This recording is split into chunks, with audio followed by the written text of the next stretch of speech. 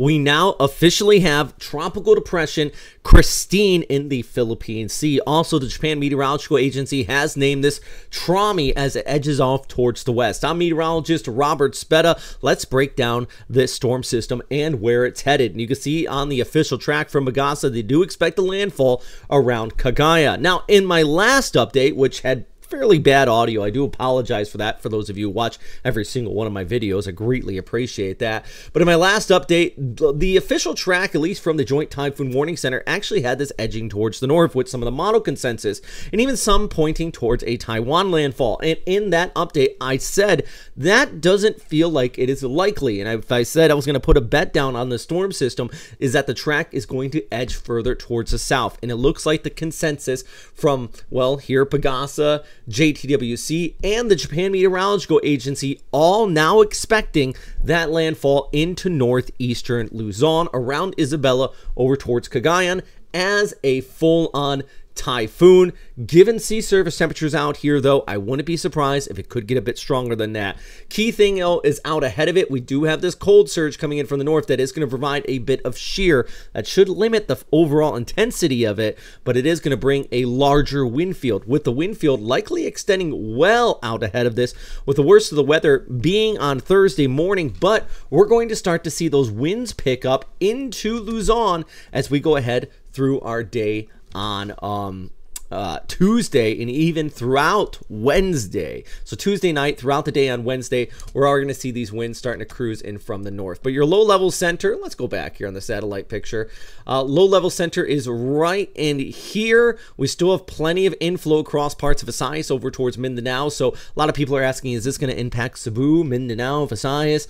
Yeah, in a roundabout way. You're going to be still seeing this inflow, scattered showers, and might even see heavier rainfall in some of those areas then closer to the storm center, while the closer to the center, especially on the northern quadrant, that right front quadrant, the dirty side of the storm where you could have even tornadoes, that's where we're going to be looking at the highest risk of some of these damaging winds. So let's break down the forecast here based on some of the guidance. Now, first off, the ECMWF, taking a look at your time frame in the top right of the screen. So here you go, Monday, starting at about 9 o'clock as our storm edges off here towards the west.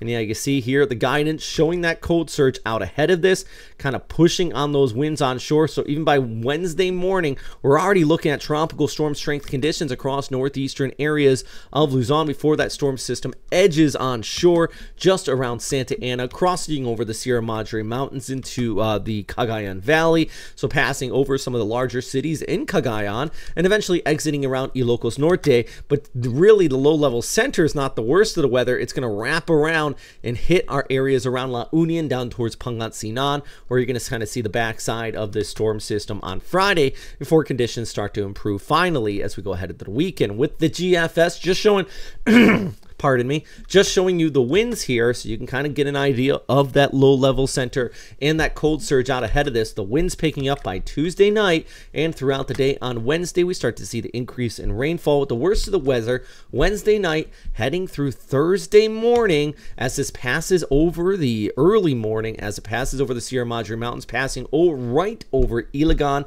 in Isabela.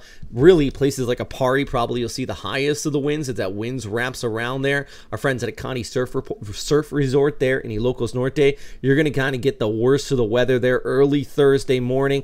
And then as we go ahead through the day here on Friday, it edges off there towards the west with still that backside with winds coming in. Probably the worst of the winds would be Friday for places like Manila, even though the storm is likely going to stay just towards your north. So kind of closer look here, Wednesday night into early Thursday morning, we get that low-level center. Widespread rainfall, of course, with the worst of the weather here throughout the day on Thursday and into Friday morning, then tapering off as we go ahead into Saturday. I do believe there's going to be some areas that are going to definitely see typhoon strength winds across the east coast and the northern coast into Apari over 120 kilometers per hour. Some gusts could be nearing that across parts of the Cagayan Valley, but the big issue is, of course, going to be that rainfall hitting the Sierra Madre Mountains. Areas in red indicated on this guidance indicate over 300 millimeters throughout the duration of the storm.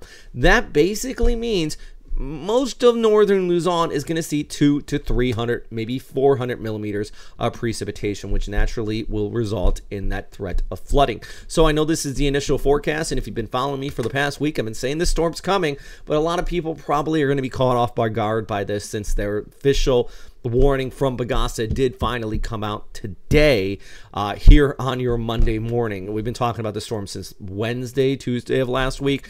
My point is, make sure you let your friends, your neighbors know that this storm is coming, and make sure people around you are staying prepared. All the while we're tracking this one, we also have another one that could be developing out near Guam.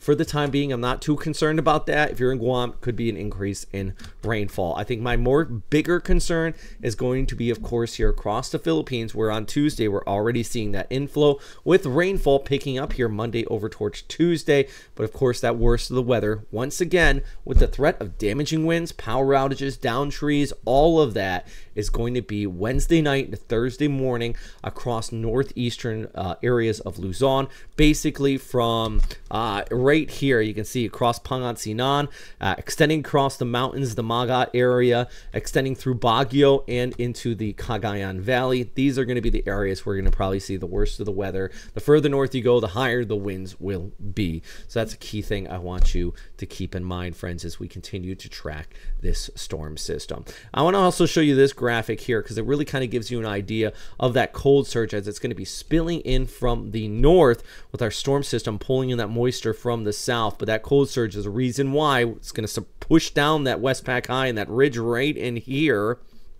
and cause it to stay on that westward track just like that. So that's why I do believe this is not going to recurve out towards Taiwan. Once again, I said this in my last update, I'll say it again, I do anticipate it's probably making a landfall closer to the Isabela area, but of course there's going to be this wide range with that, with that pressure gradient induced winds coming in ahead of this. So there's going to be a wide range of tropical storm strength winds. So even well away from the center, you might be going, I thought the typhoon wasn't going to hit here. I mean, if you're just looking at the center line, you might be thinking that. You might be thinking, I thought Santa Ana Apari area was going to see that center.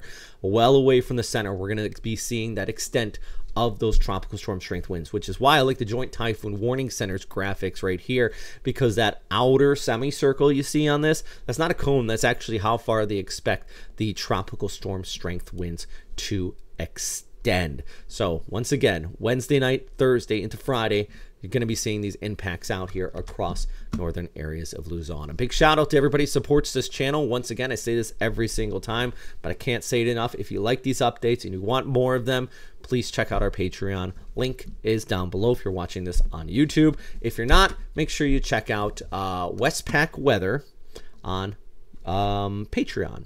Yeah, I greatly appreciate it. All right, so be ready for these power outages here. Make sure you have your emergency kits ready to go. And also, lastly, I'm going to end with this. Know your information through those official sources and prepare to evacuate if you do need to. Check and prepare your emergency ready to kit as well. You should have one. If you don't, get one. Batteries, water, things like that. If you live in the Philippines, you'll live in earthquake tsunami country, so you should have one of these ready to go, because those storms, not storms, but those events can pop up really fast and come without warning, and it's just something that you can grab real quick and be ready, and you can help your family, your friends, and everything. And that's what we're all about here, to help out your neighbor. That's what makes you a good citizen, and helping out everybody. That's why I still do these updates too on the other side of the world, despite I don't live in East Asia at this time, because I like helping you guys out. But yeah, thanks for watching. Number one thing, of course, is, as always, stay safe out there, friends. I hope you have a great day wherever you are, but be prepared for the storm. It's gonna be a big one.